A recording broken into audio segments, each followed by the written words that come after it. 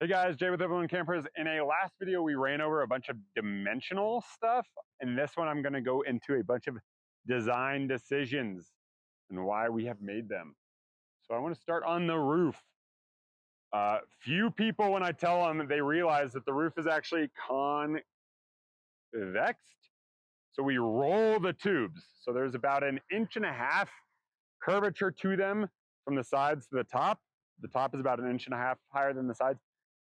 Water shedding, snow loading. So our roofs will take a lot of snow, and as part of that, when it takes the snow, it'll flatten out. So if you went outside on a snow day or ice day, whatever, you would notice that it might be flattening or actually sinking. If you woke up and it might be concaved, then you have too much snow in there. You should clean that off. And then we also, the roof construction is aluminum sheet on aluminum studs. And we can see that in here. Oh, we didn't set up that ladder. We need to do that. So we have aluminum studs running across. Depending on the size of the truck, you will have 5 or 4 bars, meaning that if you have 5, the fan bar, that's always 14.25, has to be offset.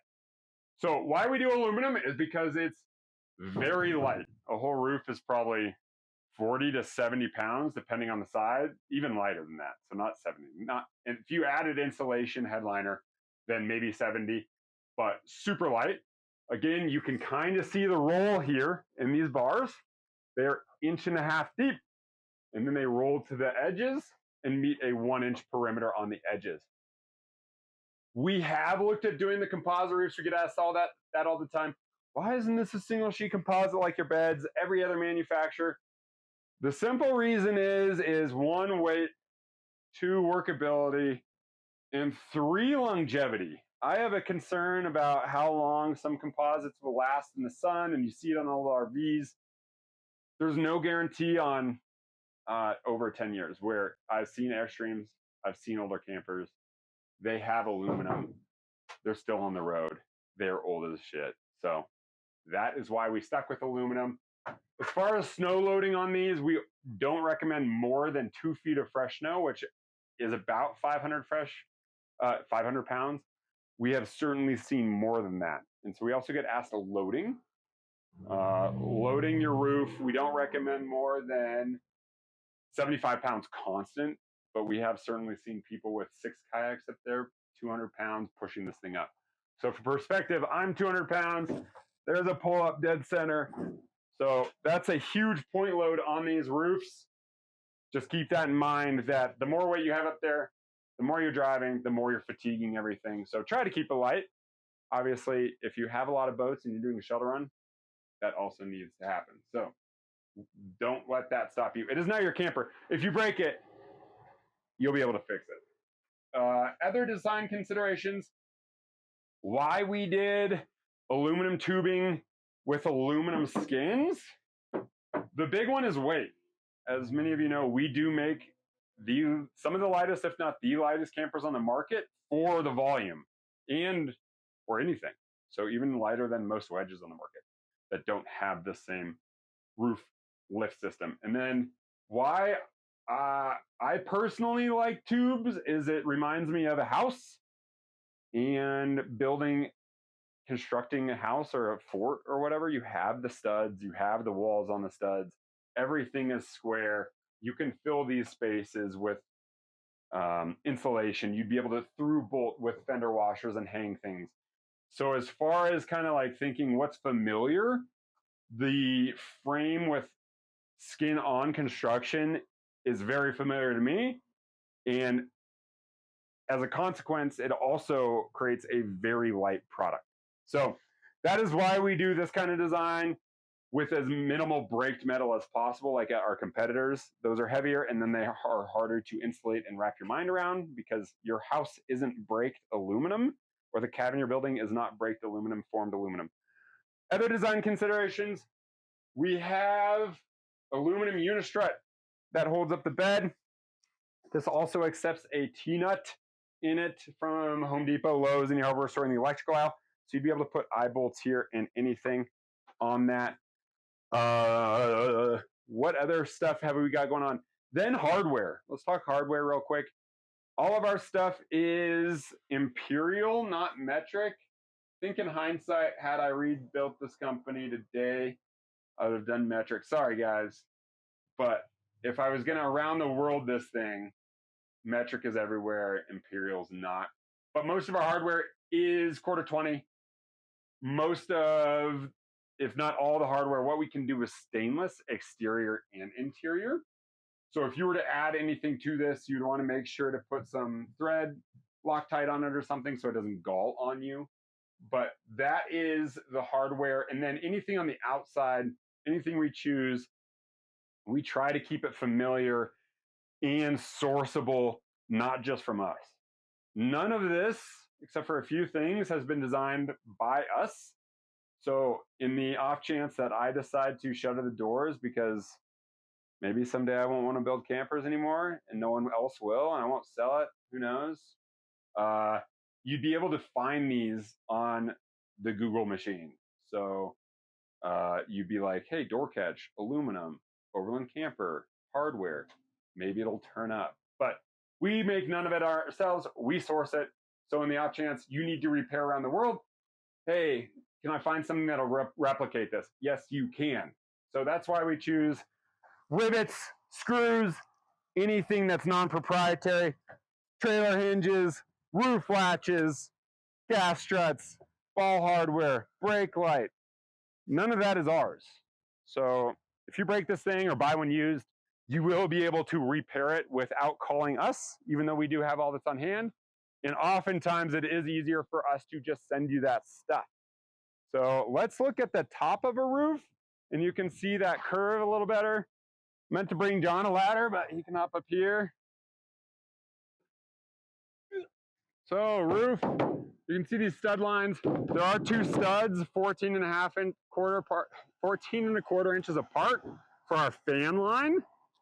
And then this is a mid-size, this is only 4 studs. And then this, so you have 2 equal sheets here, 2 studs here, beautiful screw lines, and more sealant. So, and then if you can see the curve on that, that's what we're talking about. If I add weight in here, I can't because this one has a headliner. On the interior of our camper, you can see a lot of design considerations we made that are important. The big one being the canvas. The canvas is a PVC coated polyester. We chose a rafting truck canvas material because it is completely waterproof. The outside is waterproof, the inside is waterproof. Yes, you might say, why not breathable? I have bought $200, I won't name the brands, multiple brands, raincoats that are breathable, waterproof, that are breathable and waterproof for like half a season. So we went with an extremely durable PVC coated polyester inside and out. We had it specially formulated to better handle UV and cleaning. It is super easy to maintain just by keeping it clean or patch. So say a dog ripped into it, we see that often. You are able to just take a like material and glue it on like you would a raft, a tube, a pool in your backyard. But waterproof, waterproof, waterproof, super easy to repair. You don't need thread and needle. And then it's designed for thousands and thousands of cycles and abrasions, and it is extremely robust. So canvas is super important choice for us, so it lasts as long as possible. We get asked, hey, what's the lifespan of these? I have a similar material, the same material, that wasn't specially formulated for us, that I've seen down in Phoenix for 8 years now, and it looks great. So lifespan, 10 plus years, easy, as long as you maintain it. We recommend just keeping it clean, re-UVing the outside of 303, anything that you should do to maintain a tent, but the special material of 303 product is for vinyl. They also make this stuff called Terraid, so if you didn't have glue and you just wanted to put on a patch real quick, Terraid Type B is like an instant permanent fix. It's amazing stuff. You can see we also use Velcro. A lot of our competitors use zippers. Another thing where you're just like, why would you ever use zippers? Use Velcro. How many zippers have I had fail? So many. How many things of Velcro have I failed? None. They've just gotten weaker.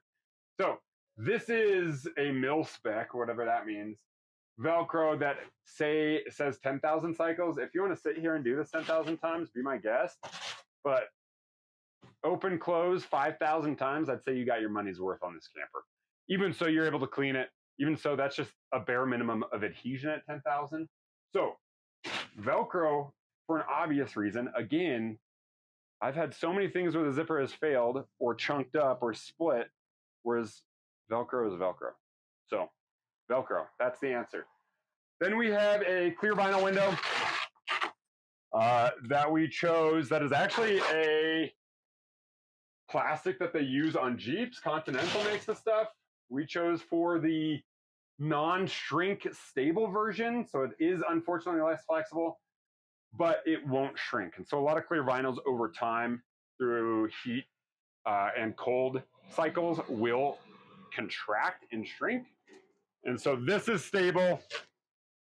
In cold weather, we do recommend opening this carefully until it warms up a little bit, just because you could get a crease and a crack in it. If that happens again, it's the same vinyl, just a Terrate or something similar you could glue on. So super repairable. All this is meant to just last as long as possible and be repairable. The mosquito netting, unfortunately, is not no-seam. You could make no-seam inserts that just Velcro onto this if you wanted. Why we don't do no-seam mesh? Super thin. It is not heavy duty. You catch a fray on it, your dog scratches it, it's done. So this is a heavy duty mosquito netting that you could put a no-seam insert onto if you wanted. Other things, we put Velcro here and here, so then you can attach things to this layer, an insulation layer. You can make little hang bags for toiletries or kitchen. Why we used to use felt here, but we changed it to Velcro just because we want this area to be soft, but at the same time, you might as well make it usable. And so that is why we put Velcro top and bottom. This is a loop, not Velcro, sorry guys. It is a loop, my bad.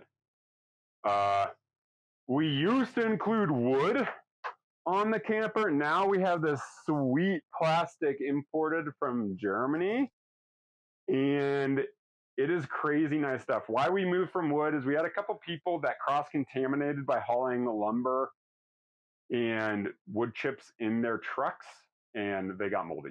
So we had a couple of those. Instead of you having to refinish your stuff, we just found a solution to that. It's extremely strong, non-flexible plastic that is easy for us to machine and will last the lifetime and more of this camper. So that is why we moved to that. It's got a really soft feel. It's super light and super strong and will never mold. If you get mold on this, let me know, but you're doing something seriously wrong. Other design considerations that I hit at all on the inside for this? We're good, guys. John's giving the nod. Those are the main design considerations with our campers. Keep it light, keep it as repairable as possible while providing the most utility. Any other questions, put in the comments. Let us know if you want any other design details, why we did something. But yeah, that's it. Thanks.